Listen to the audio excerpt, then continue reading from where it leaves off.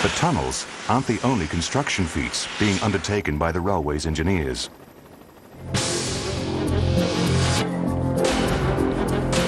"290 square kilometers of South Korea is occupied by water, so over 100 bridges have to be built. But how do you build over 100 bridges in just 6 years? Engineers have to speed up the bridge building process if they're to meet the deadline. They need to find a technique that is both fast and efficient. The team turns to an ingenious method of bridge assembly called the precast span method, or PSM. The PSM method cuts bridge building time from a month to just 3 days. This is achieved by changing the way the bridges are put together. While conventional bridges are built entirely on location, PSM bridges are fabricated in sections at temporary factories erected close to the site itself.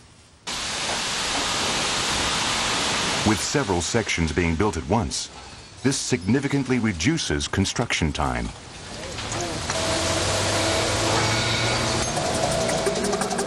To transport the bridge sections out of the factory, a monster machine is brought in to add some muscle. This is the saddle carrier, all power and steel. It inches forward at only 5 kilometers an hour, but is capable of carrying up to 750 tons on its back. Lifting 600-ton bridge sections is a piece of cake for the giant pack horse. Each cubic meter of these bridges is capable of supporting 15 tons, creating a total tensile strength of 7,600 tons, the combined weight of 1,000 full-grown elephants. More than enough to cope with the crunching speed and weight of a 700-ton train.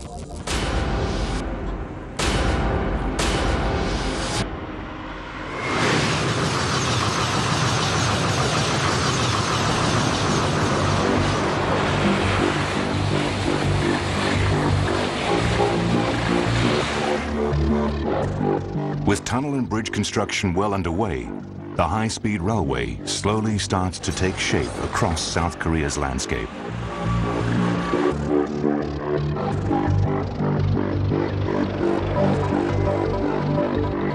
Meanwhile, over in France, Korean engineers are busy making final adjustments to the star of the show, the KTX train.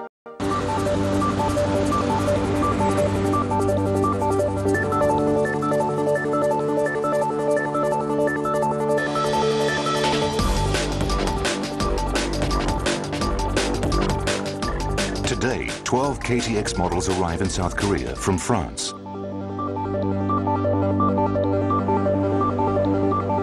If all goes to plan, Korean engineers hope to build another 36 trains on home ground. The KTX is designed to be a vastly superior model when compared to the French TGV high-speed train.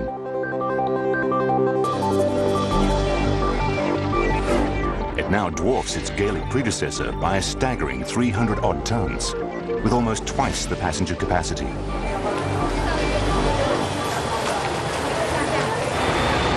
This mega train can hold 935 passengers, the same capacity as 2 Boeing 747s. But despite its big proportions, the KTX still needs to reach speeds of over 300 kilometers an hour. The only solution is to further streamline the nose of the train, an essential process in reducing air resistance across its surface. The engineers look to an unlikely source for inspiration. When it comes to high speeds, nothing in the water can beat a shark. The shark's head does most of the aerodynamic work, forming an area of low pressure that the rest of its body slips into. This pocket of low pressure allows the shark to slide through the water with little effort. Engineers apply similar principles to the KTX. In the wind tunnel, the same shark-like effect can be seen around the lead car. But it's not just appearances that designers need to look out for. The size of the KTX can also lead to increased levels of noise and vibration when the train runs at high speeds. New modifications are needed. The wheelbase that connects the coaches together has to be completely redesigned. Conventional wheelbases, though, known as bogies, tend to become unstable and noisy when trains hit high speeds. To rectify the problem, engineers discard the standard bogie system. They create a more stable connection, effectively cutting down noise and vibration. The new bogie works just like a skeletal joint, articulating and supporting adjoining bones.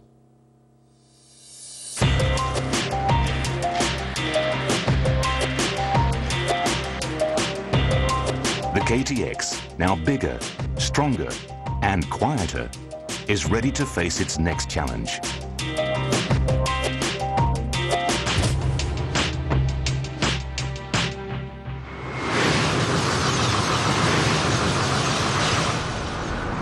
By increasing its passenger capacity, the KTX train designers have to change its size and shape. To prove it still has what it takes to be a high-speed mover, the train must hit 300 kilometers an hour.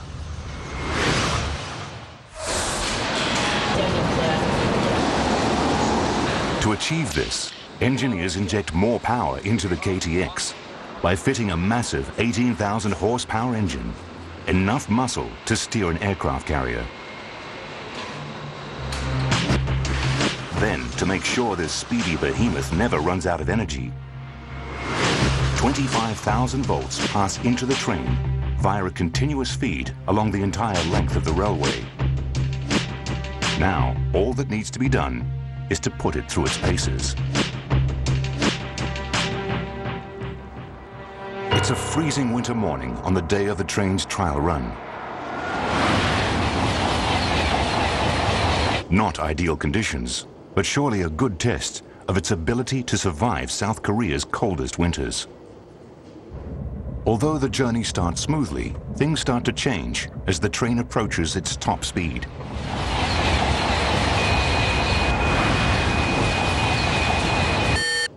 One of the rear coaches starts to swing violently from side to side,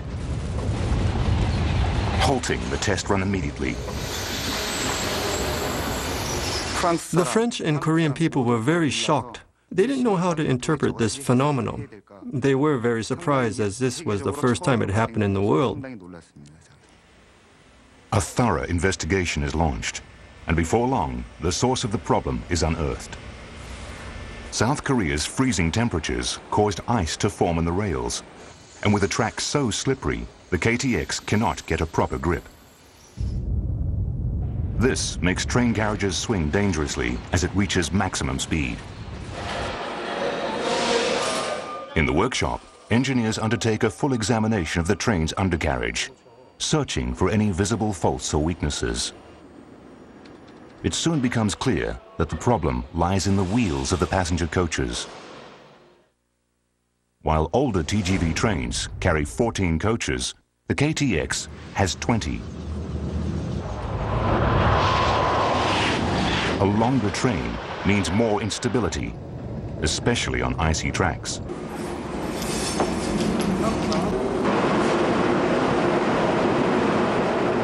No other high-speed train has had to deal with these additional problems.